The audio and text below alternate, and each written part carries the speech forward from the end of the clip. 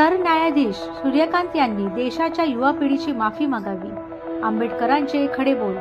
भारताचे सरन्यायाधीश सूर्यकांत यांचे विधान चांगलेच वादग्रस्त बनले आहे. सूर्यकांत यांनी देशातील बेरोजगार तरुणांना झुरळाची उपमा दिली होती. यावरून मोठा वाद निर्माण झाला होता. सध्या हे प्रकरण चांगलेच तापले आहे. यावर आता वंचित बहुजन आघाडीचे अध्यक्ष ॲडव्होकेट प्रकाश आंबेडकर यांनीही आपली प्रतिक्रिया दिली आहे. सरन्यायाधीश सूर्यकांत यांनी देशातील युवकांची माफी मागावी असे आंबेडकरांनी म्हटले आहे.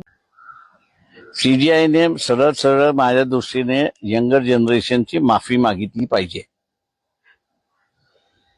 तेवढे सीजीआयला गट्स असले पाहिजेत की अनावधानाने माझ्याकडून गेलं. जो काही पेटिशनर होता त्याला उद्देशून होतं. त्याच्यामध्ये ते पेटिशन बरोबर नव्हतं हे मीही कबूल करतोय त्याच्यामध्ये. पण